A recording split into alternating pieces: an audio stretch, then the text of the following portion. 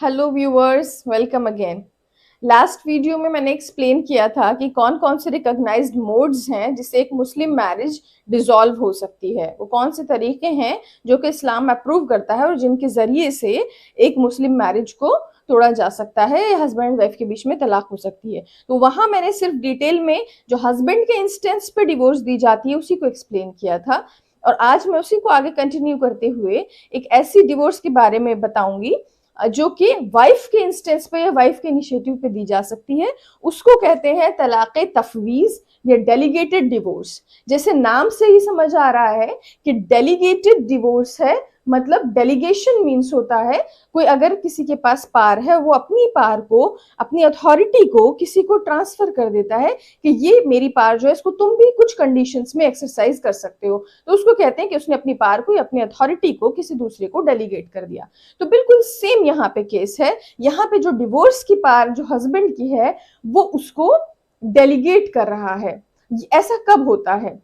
Friends? जो generally एक निकाहनामा जो हम सभी लोगों ने कभी ना कभी देखा होगा, या जनरली कोई भी निकाह अगर आप लोगों ने अटेंड किया होगा तो उसमें देखते होंगे कि कुछ बेसिक सी चीजें मेंशन्ड होती हैं पर्सनल बायोडेटा और प्रोफाइल के, दोनों पार्टीज का, यानी बॉय और गर्ल का, ब्राइड और ग्रूम का क्या क्या नाम है, उनके पेरेंट्स के नाम क्या हैं, और उन दोनों के बीच में जो निकाह हो रहा है उसमें कितना डॉवर या मेहर की रकम कितनी तय की गई है, और वो मेहर किस तरह का होगा, प्रॉम्प्ट होगा या डिफर्ड होगा, या कितना प्रॉम्प्ट होगा कितना डिफर्ड होगा, मतलब कितना मेहर ऐसा होगा जो फौरन देने वाला है और कितना ऐसा होगा जो बाद में भी दिया जा सकता है। डॉवर को हम एक सेपरेट वीडियो में पूरा डिटेल में एक्सप्लेन करेंगे। तो फ्रेंड्स, ये सारी चीजें बेसिक हर निकाहनामे में लिखी जाती हैं। लेकिन एक ऐसी चीज है जो जनरली नहीं लिखी जाती है, और बहुत ही रेयरली बहुत एजुकेटेड फैमिलीज में ही जो इस चीज से अवेयर हैं मुस्लिम लॉ की, वही वो चीज उस कॉन्ट्रैक्ट में लिखवाते हैं। और वो ये है कि कॉन्ट्रैक्ट के अंदर निकाह के ऐसी कंडीशंस जो दोनों पार्टीज म्यूचुअली एग्री करें वो लिखी जा सकती हैं, जिनके ऊपर मैरिटल लाइफ बेस करेगी।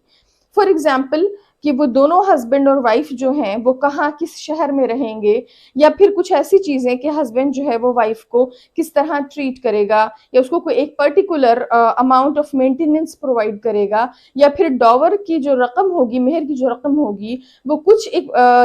पर्टिकुलर पीरियड के अंदर अंदर ही उसको पे कर देगा। सो एंड सो इस तरह की कुछ कंडीशंस जो हैं बहुत सारी, वो उस निकाहनामे की कॉन्ट्रैक्ट में लिखी जा सकती हैं, जिसको एक मुस्लिम लॉ जो है अप्रूव करता है। तो फ्रेंड्स, इसी कॉन्ट्रैक्ट के अंदर इस डेलीगेटेड डिवोर्स की भी कंडीशन लिखी जा सकती है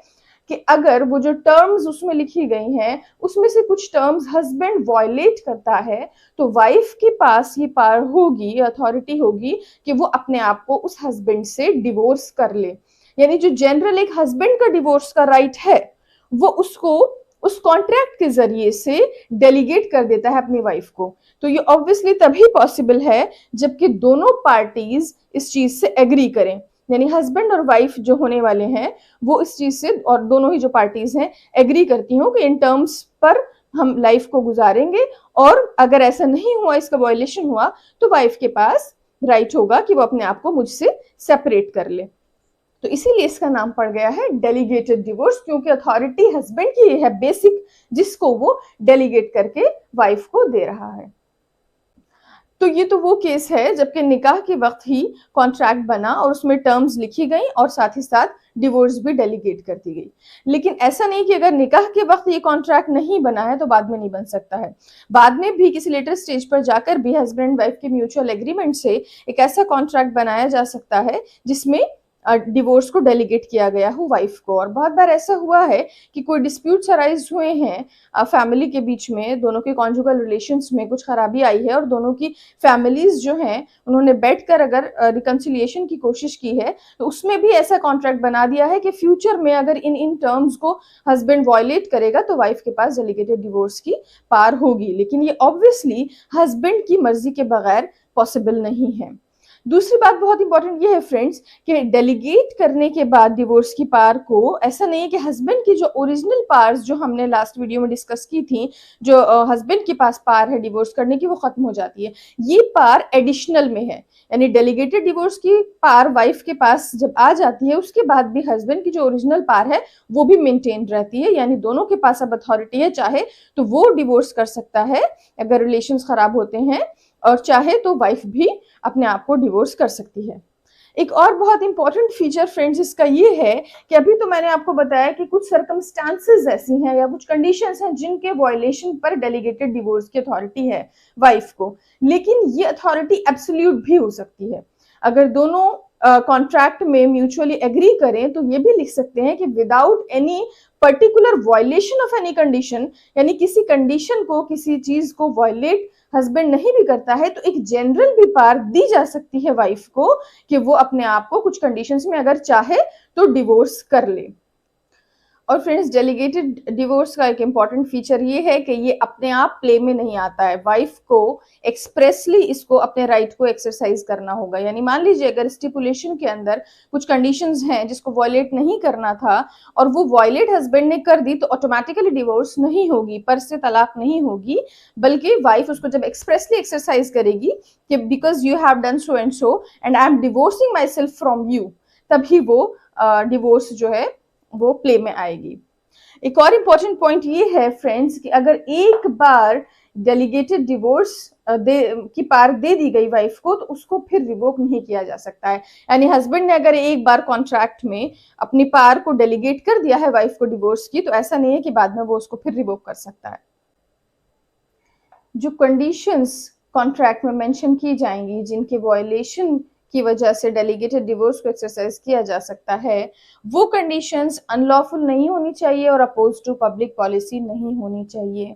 और ऐसा हमने कई जुडिशियल डिसीजंस में देखा है, जैसे पहला केस है मोहम्मद यासीन वर्सेस मुमताज बेगम, AIR 1936, लाहौर हाई कोर्ट का केस है ये। इसके ब्रीफली मैं फैक्ट्स मेंशन कर दूं, ये थे कि हस्बैंड जो था वो वाइफ की एलिगेशन थी कि उसको इल ट्रीट करता है और उसका कोई ठीक मींस नहीं है अपनी लाइवलीहुड को अर्न करने का, और वो उसको मेंटेनेंस प्रोवाइड करने में फेल कर रहा है।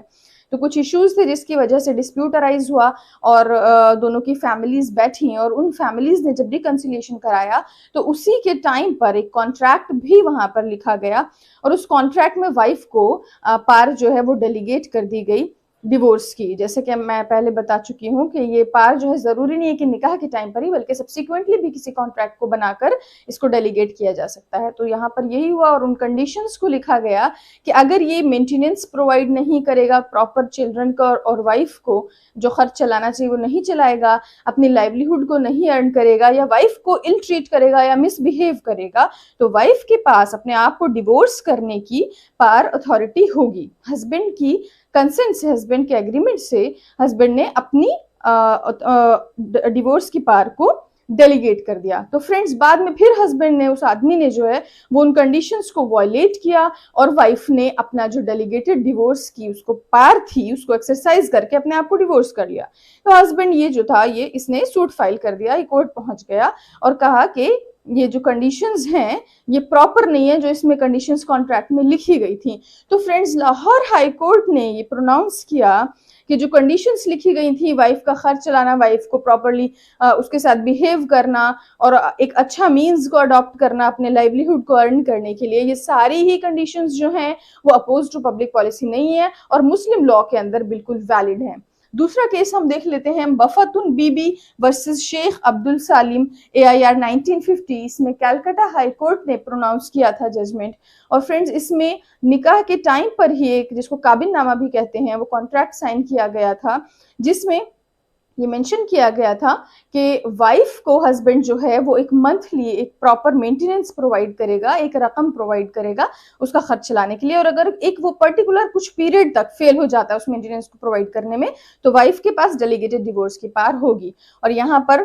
वाइफ ने ऐसा ही हुआ, फिर उसने अपने डेलीगेटेड डिवोर्स को अपने पार जो थी उसको एक्सरसाइज किया और बाद में वही डिस्प्यूट फिर से अराइज हुआ और इस सूट के अंदर कैलकाटा हाई कोर्ट ने ये डिसाइड किया कि ये जो कंडीशन है मेंटेनेंस प्रोवाइड करने की, ये बिल्कुल वैलिड है कंप्लीटली मुस्लिम लॉ के अंदर और अपोज टू पब्लिक पॉलिसी नहीं है। और फ्रेंड्स इसी तरह फिर तीसरा केस देख लेते हैं, सैफुद्दीन शेख वर्सेस सोनका बीबी, AIR 1955, आसाम हाई कोर्ट ने प्रोनाउंस किया था इसमें जजमेंट। इसमें फ्रेंड्स ये ब्रीफली फैक्ट्स इसके ये थे कि जो वाइफ थी, यहाँ पे जो ब्राइड थी, वो थर्ड वाइफ थी उस हस्बैंड की, उस आदमी की। तो उसने अपने कॉन्ट्रैक्ट में ये लिखवा लिया हस्बैंड से, दोनों की म्यूचुअल एग्रीमेंट्स ऑब्वियसली, कि जो पहली दो वाइफ्स हैं वो उनको और इसके साथ रखने के लिए नहीं लेकर आएगा, यानी अलग हुई उसको ड्वेलिंग एंड मेंटेनेंस और सारी चीज और क्लोथिंग प्रोवाइड करेगा।